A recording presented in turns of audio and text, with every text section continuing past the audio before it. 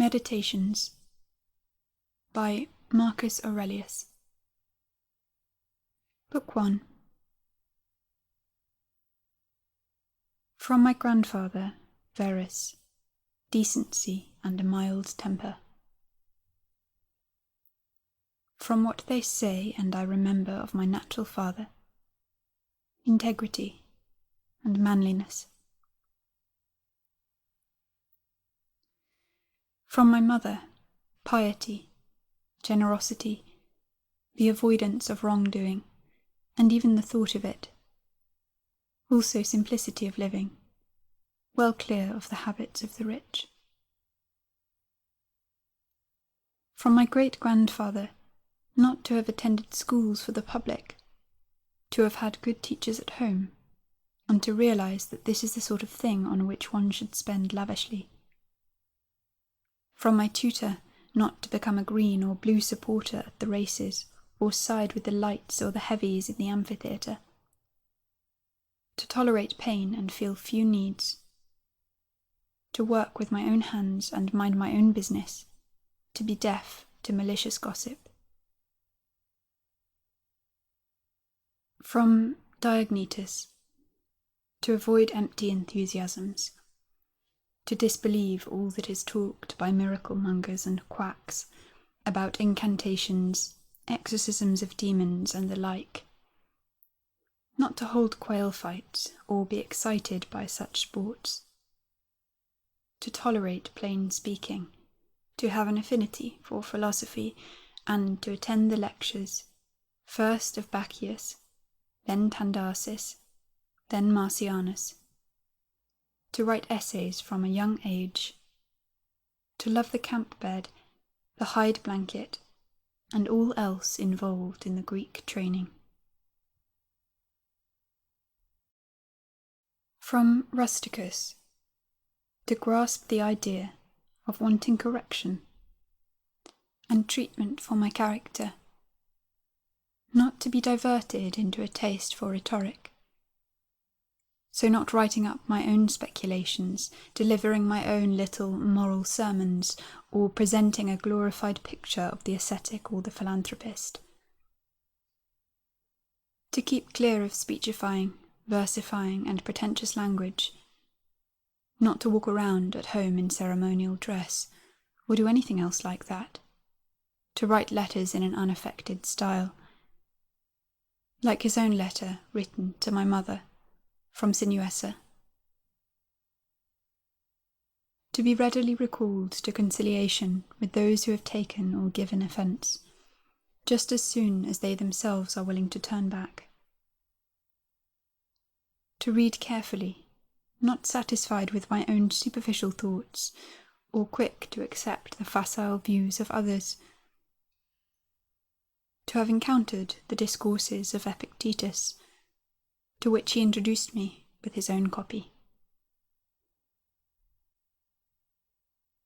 From Apollonius, moral freedom, the certainty to ignore the dice of fortune, and have no other perspective, even for a moment, than that of reason alone. To be always the same man, unchanged in sudden pain, in the loss of a child, in lingering sickness. To see clearly in his living example that a man can combine intensity and relaxation, not to be impatient in explanation. The observance of a man who clearly regarded as the least of his gifts his experience and skill in communicating his philosophical insights, the lesson of how to take apparent favours from one's friends, neither compromised by them, nor insensitive in their rejection.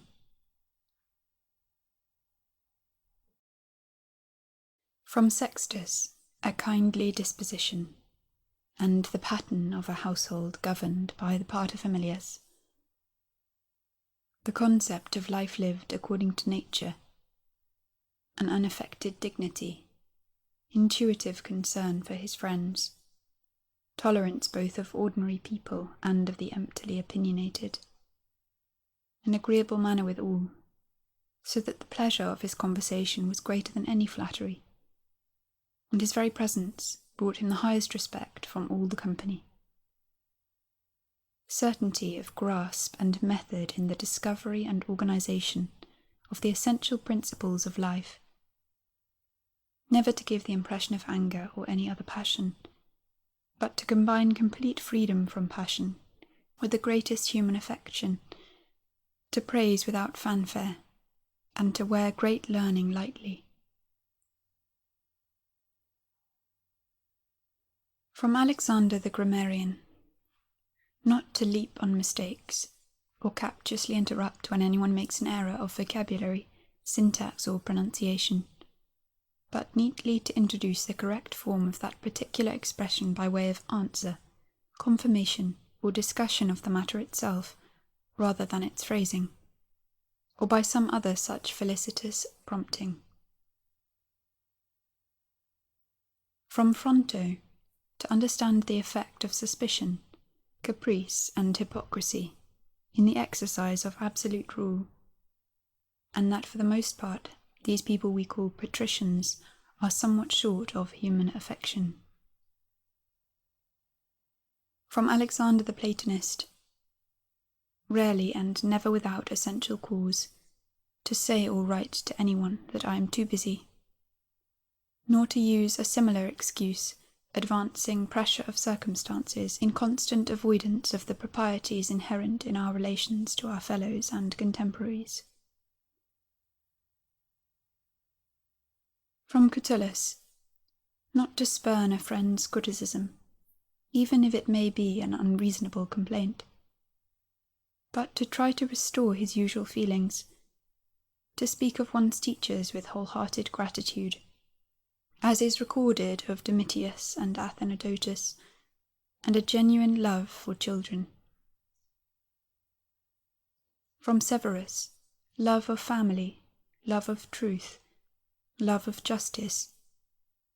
To have come by his help to understand Thrasea, Helvidius, Cato, Dio, Brutus, to have conceived the idea of a balanced constitution, a commonwealth based on equality and freedom of speech, and of a monarchy which values above all the liberty of the subject. From him too a constant and vigorous respect for philosophy, beneficence, unstinting generosity, optimism. His confidence in the affection of his friends, his frankness with those who met with his censure, and open likes and dislikes, so that his friends did not need to guess at his wishes. From Maximus. Self-mastery, immune to any passing whim. Good cheer in all circumstances, including illness. A nice balance of character, both gentle and dignified. An uncomplaining energy for what needs to be done. The trust he inspired in everyone, that he meant what he said, and was well-intentioned in all that he did. Proof against any surprise or panic. In nothing either hurried or hesitant. Never short of resource, never downcast or cringing, or on the other hand angry or suspicious. Generosity in good works, and a forgiving and truthful nature. The impression he gave of undeviating rectitude, as a path chosen rather than enforced. The fact that no one would ever have thought himself belittled by him, or presumed to consider himself superior to him. And a pleasant humour. From my adoptive father. Gentleness, and an immovable adherence to decisions made after full consideration. No vain taste for so-called honours. Stamina and perseverance. A ready ear for anyone with any proposal for the common good. To reward impartially, giving everyone their due. experience of where to tighten, where to relax, putting a stop to homosexual love of young men, a common courtesy, excusing his court from constant attendance at dinner with him, and the obligation to accompany him out of town, and those kept away by some other commitment, always found him no different towards them. Focused and persistent in deliberation in council, never satisfied with first impressions, and leaving a question prematurely. The concern to keep his friends, with no extremes of surfeit or favouritism, his own master in all things, and serene with it. Foresight for the longer issues, and unfussy control of the least detail. The check he put in his reign on acclamations and all forms of flattery. His constant watch on the needs of the empire, his stewardship of its resources, and his tolerance of some people's criticism in this area. No superstitious fear of the gods, nor with men any populism or obsequious courting of the mob, but a sober steadfastness in all things, and nowhere any vulgar or newfangled taste. In those things which conduce to the comfort of life, and here fortune gave him plenty, to enjoy them without pride or apology either, so no routine acceptance of their presence, or regret in their absence. The fact that no one would ever describe him as a fraud, or an impostor or a pedant, but rather as a man of mellow wisdom and mature experience, beyond flattery, able to take charge of his own and others' affairs. Further, his high regard for genuine philosophy. For the other sort he had no hard words, but easily saw through them. Sociability too, and a sense of humour, not taken to excess. Sensible care of his own body, neither vain nor valetudinarian, but not neglectful either, so that his own attention to himself left very little need for doctors, doses, or applications. Most importantly, his readiness to defer ungrudgingly to those with some special ability. It might be in literary expression, or the study of laws or customs, or any other subject, and to give them his own active support to reach acknowledged eminence in their own specialities.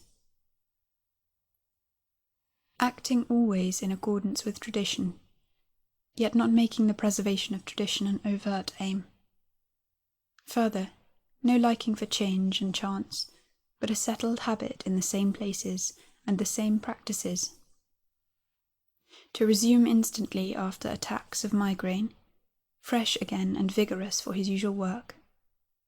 Not to keep many matters secret to himself. Only a very few exceptional cases, and those solely of state concern. Sense and moderation in such things as the provision of shows, contracting of public works, doles and distributions. The acts of a man with an eye for precisely what needs to be done, not the glory of its doing. He was not one to bathe at all hours. He had no urge to build houses. He was not particular about food, the material and colour of his clothes, or youthful beauty in his slaves. The fact that his dress came from Lorium, sent up from his country now he handled the apologetic customs officer in Tusculum, and all such modes of behaviour. Nothing about him was harsh, relentless, or impetuous, and you would never say of him that he broke out a sweat. But everything was allotted its own time and thought, as by a man of leisure. His way was unhurried, organised, vigorous, consistent in all. What is recorded of Socrates would apply to him too, that he could regulate abstinence and enjoyment, where many people are too weak-willed to abstain or enjoy too indulgently.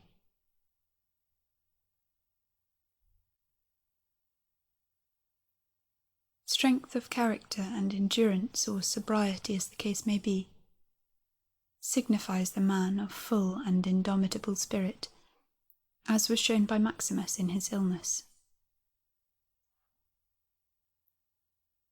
From the gods, to have had good grandparents, good parents, a good sister, good teachers, good family, relatives and friends, almost everything, and that I did not blunder into offending any of them, even though I had the sort of disposition which might indeed have resulted in some such offence, given the occasion. It was the grace of the gods that no set of circumstances likely to show me up ever arose. That I was not brought up any longer than I was with my grandfather's mistress, and that I kept my innocence, leaving sexual experience to the proper time, and indeed somewhat beyond it.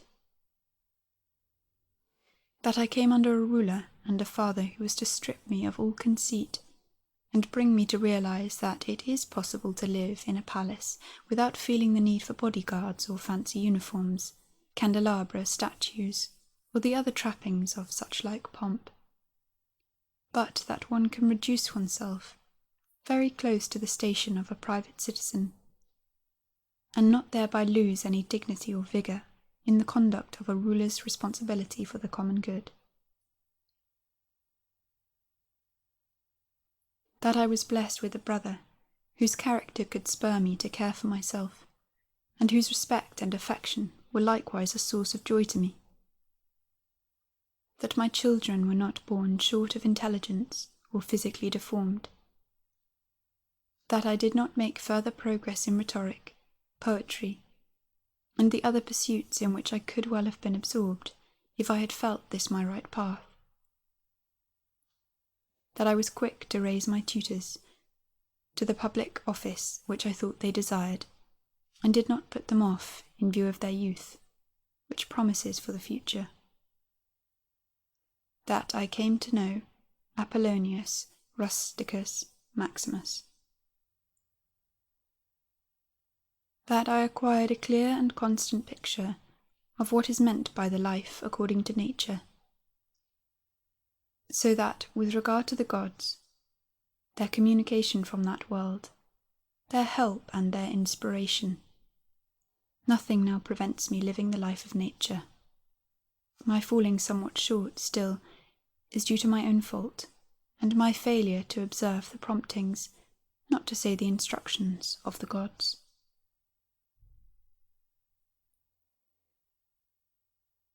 That my body has held out so far in a life such as mine, that I never touched Benedicta or Theodotus, and that later experience of sexual passion left me cured. That, though I was often angry with Rusticus, my behaviour never went to the point of regret. That my mother, fated to die young, nevertheless lived her last years with me. That whenever I wanted to help someone in poverty, or some other need, I was never told that there was no source of affordable money, and that I myself never fell into similar want of financial assistance from another. That my wife is as she is, so submissive, loving, and unaffected, and that I found no lack of suitable tutors for my children. That I was given help through dreams, especially how to avoid spitting blood and bouts of dizziness, and the response of the oracle at Gaeta, just as you use yourself. That for all my love of philosophy, I did not fall in with any sophist, or devote my time to the analysis of literature or logic, or busy myself with cosmic speculation. All these things need the help of gods and fortune's favour.